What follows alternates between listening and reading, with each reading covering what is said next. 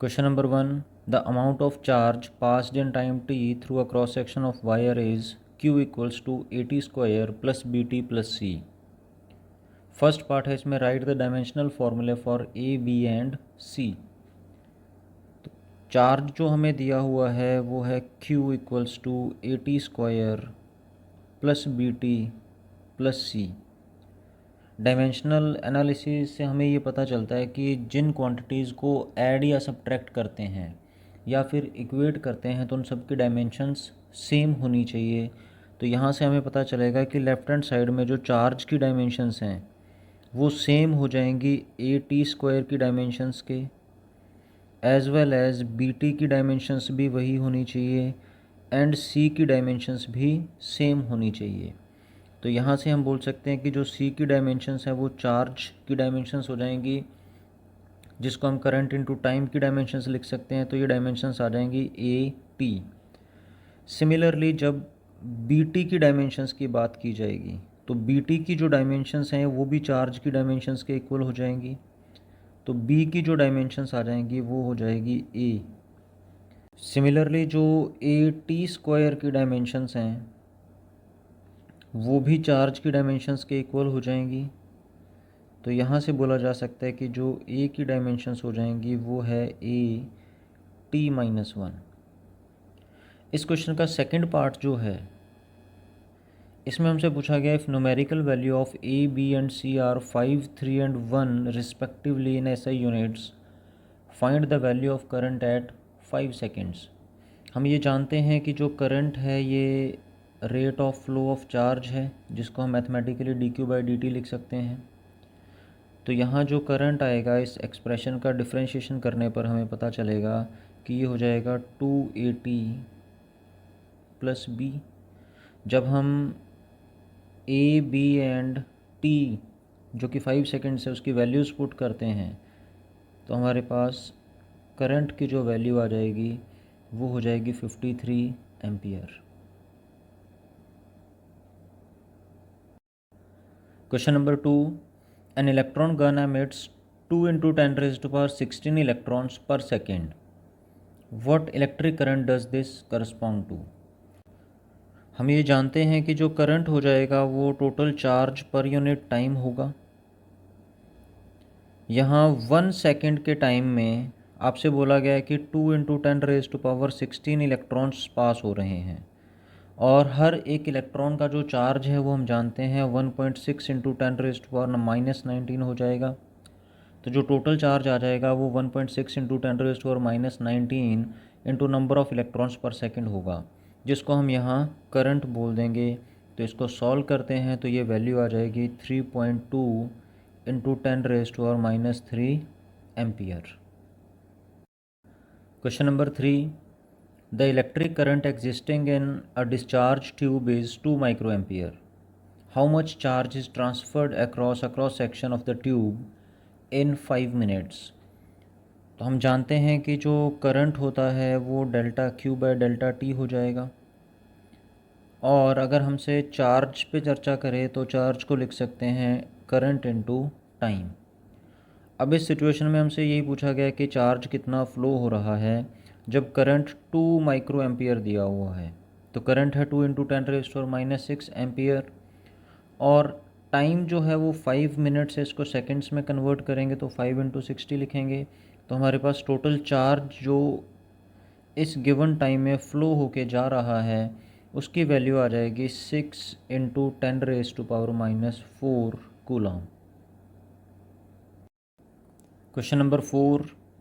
The current through a wire depends on time as I equals to I naught plus alpha t, where I naught is 10 ampere and alpha is 4 ampere per second.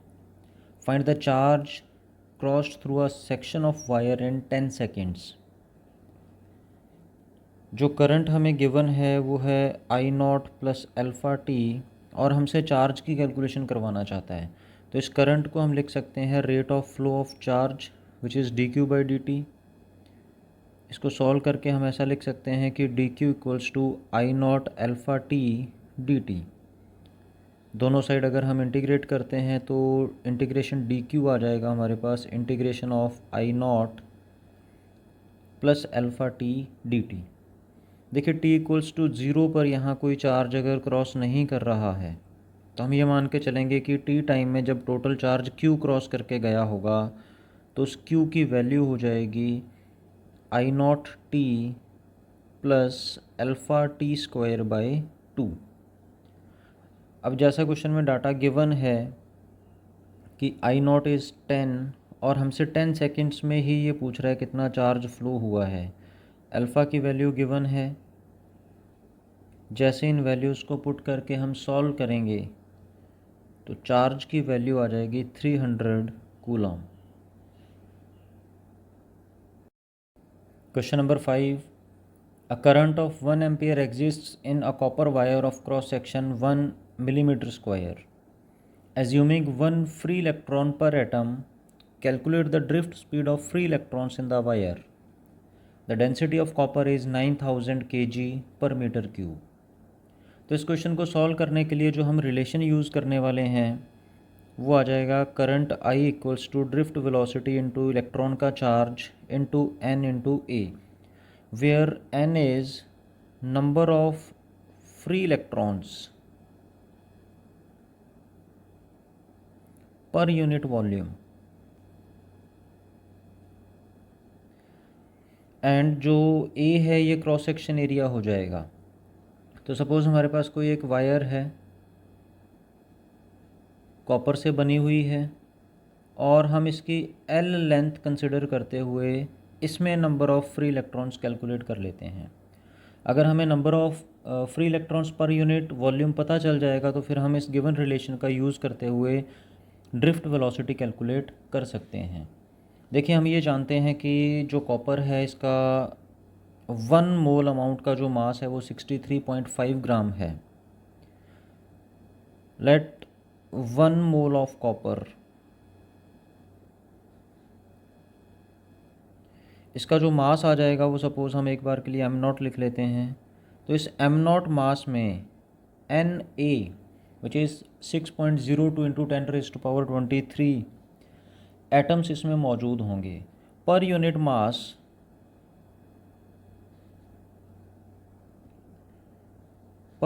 मास जो हमारे पास number of atoms आ जाएंगे वो कितने रहेंगे, Na/m0। और जैसा question में दिया हुआ है कि हर एक एटम जो है वो एक फ्री इलेक्ट्रॉन दे रहा है, तो हम ऐसा बोल सकते हैं कि पर यूनिट मास जो नंबर ऑफ़ फ्री इलेक्ट्रॉन्स हमारे पास आएंगे वो आ जाएंगे Na/m0। अब इस गिवन अमाउंट का जो मास हो जाएगा वो हो जाएगा डेंसिटी इंटू इसका वॉल्यूम, और इस मास में जो नंबर ऑफ़ फ्री इलेक्ट्रॉन्स होंगे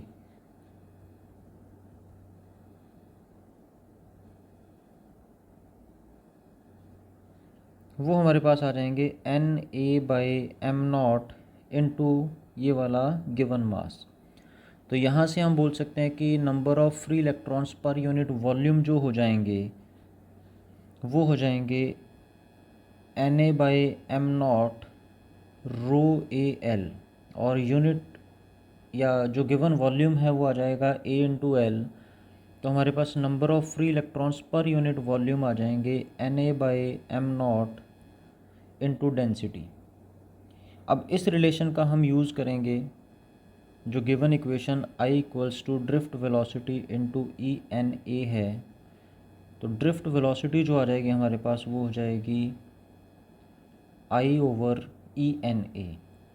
करंट की वैल्यू हमें गिवन है, E हमें पता है, number of free electrons per unit volume हम कैलकुलेट कर चुके हैं।